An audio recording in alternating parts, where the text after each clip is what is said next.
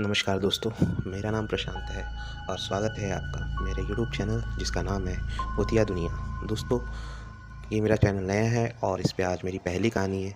सो मेरी आपसे रिक्वेस्ट है कि आप मेरा चैनल को सब्सक्राइब करें, कमेंट करें, लाइक करें और बेल आइकॉन को दबा दें ताकि आपको मेरी आने वाली और भी कहानियाँ मिल सकें। दोस्तों, हमारी दुनिया के अलावा भी एक दुनिया होती है जो कि हमारी सोच से कई परे होती है। तो दोस्तों, आज की कहानी है एक ऐसे इंसान की जो कि 2 डायनों से लड़कर अपनी जान बचाकर भागा था।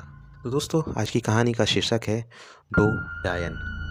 संतोष घर आया और हाथ पैर धोकर उसकी दीदी से बोलता है कि दीदी, आज खाने में क्या बनाया। सुषमा, जो कि उसकी बड़ी बहन थी, मुस्कुराते हुए बोली, संतोष, आज मैंने तेरी फेवरेट मक्का की रोटी और आलू की सब्जी है। पर पता नहीं आज सुबह से तू कहाँ लापता था और आज इतनी देर से वापस आया है। तो संतोष सोफे पे बैठते हुए जवाब देता है कि आज मेरी कंपनी में मेरा ओवर टाइम चल रहा था, इसलिए मैं आज टाइम पे घर नहीं आ पाया। वैसे भी ज़्यादा लेट नहीं हुआ हूँ, बस रात के 11 ही तो बज रहे हैं।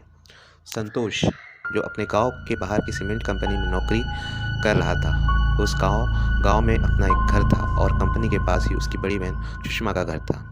संतोष का उसकी बड़ी बहन के अलावा दुनिया में और कोई नहीं था, इसलिए अक्सर वह अपने अकेले के लिए खाना नहीं बनाता था और सुषमा के घर जाके खा लेता था। सुषमा को अपने छोटे भाई से बहुत प्यार था, इसलिए वो भी उसे अक्सर रात को अपने घर ही रोक लेती थी। आज भी सुषमा ने संतोष से कहा कि वो यहीं खाना खाकर सो जाए, पर संतोष ने अब ठान लिया था कि वो अब से अपने दीदी के घर रात को नहीं रुकेगा। वो अब जान चुका था कि उसके जीजाजी को उसका रात यहाँ रुकना पसंद नहीं है। उसने कल रात को उसकी बहन और उसके पति का झगड़ा होते हुए देख लिया था। उसकी पति की बातों से साफ पता लग रहा था कि संतोष को वो पसंद नहीं करता है और वो अपने घर में संतोष को रहना देना नहीं चाहता है। तो संतोष ने भी तय कर लिया कि वो अपनी बहन के घर से बहुत दूर रहेगा और अपने ही घर में रहकर वहीं से आना जाना करेगा। मगर संतोष के मुंह से जैसे ही सुषमा ने ये बात सुनी तो अचानक सुषमा ने उससे पूछा कि क्या हुआ जो आज तू इस तरह की बातें कर रहा है। तो संतोष जवाब देता है कि बस दीदी, यूँ ही मैं अब अकेला अलग रहकर ही रहना चाहता हूँ। तो सुषमा ने उसको बहुत समझाया, मगर वह अपने घर जाने के लिए निकल गया। तो सुषमा उससे, तुम पागल हो क्या, जो इतनी रात को तुम्हें घर जाना है, चुपचाप खाकर यहीं सो जाओ, सुषमा डांटते हुए उससे बोली। मगर संतोष ने सुषमा की एक बात भी नहीं सुनी और सुषमा ने गांव के रास्ते के किस्से सुन रखे थे। वो अच्छे से जानते थे कि संतोष का ऐसे अकेले जाना ठीक नहीं था। अब तक सुषमा संतोष को अपने घर में रोकने को मनाई जा रही थी। सुषमा की जिद को देखते हुए संतोष ने कहा, अब तुम मुझसे बहस करना बंद करो और एक डब्बे में मक्के की रोटी और सब्जी भर दो।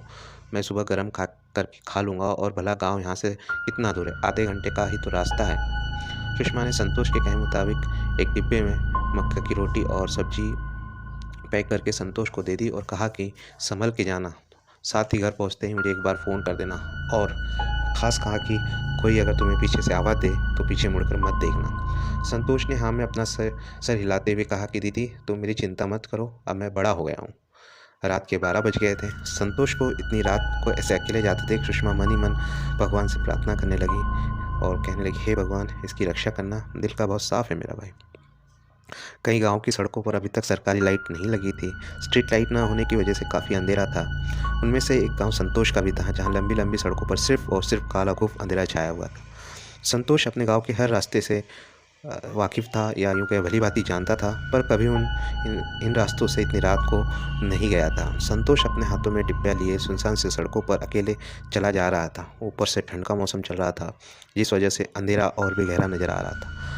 संतोष चुपचाप अपने कदम बढ़ाते हुए चले जा रहा था। तभी उसे उसके पीछे से किसी के होने की आहट महसूस हुई। वो एक पल के लिए रुका, फिर उस आहट को नज़रअंदाज करते हुए अपनी ही धुन में चल पड़ा। जैसे वो फिर थोड़ा आगे गया, उसे फिर से किसी की आहट महसूस हुई।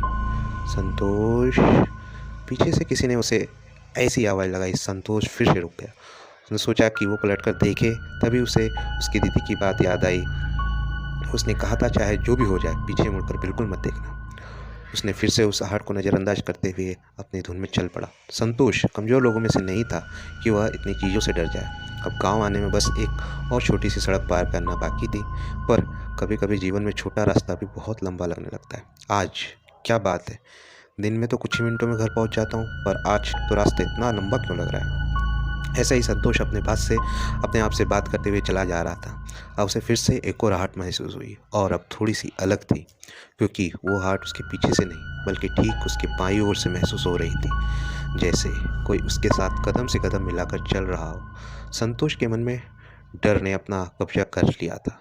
वह चाहता था कि मुड़कर अपनी बाईं ओर देखे, पर उसकी ज़रा-सी भी हिम्मत नहीं हुई कि वह अपने बाईं ओर देख ले।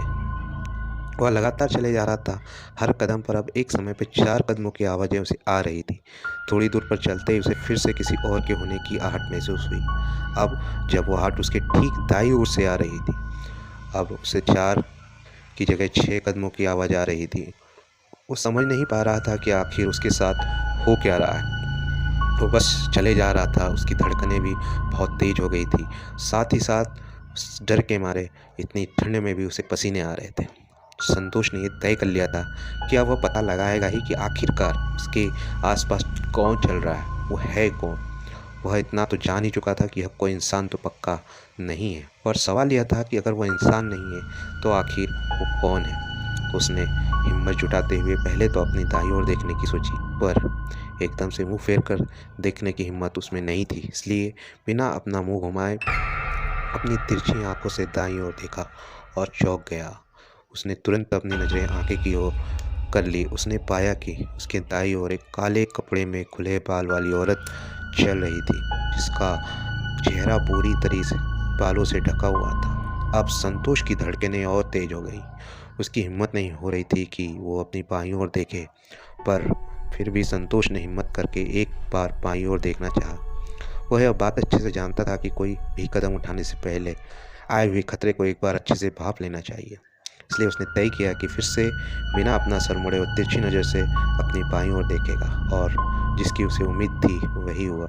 संतोष ने पाया कि उसकी दाईं ओर और बाईं ओर एक जैसी 2 औरतें चल रही है।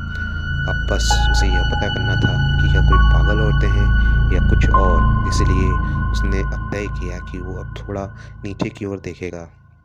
वह जान गया था कि अगर वह इंसान है तो उनके पैर ज़रूर होंगे। तभी तो उनके कदमों की आहट सुनाई पड़ रही थी।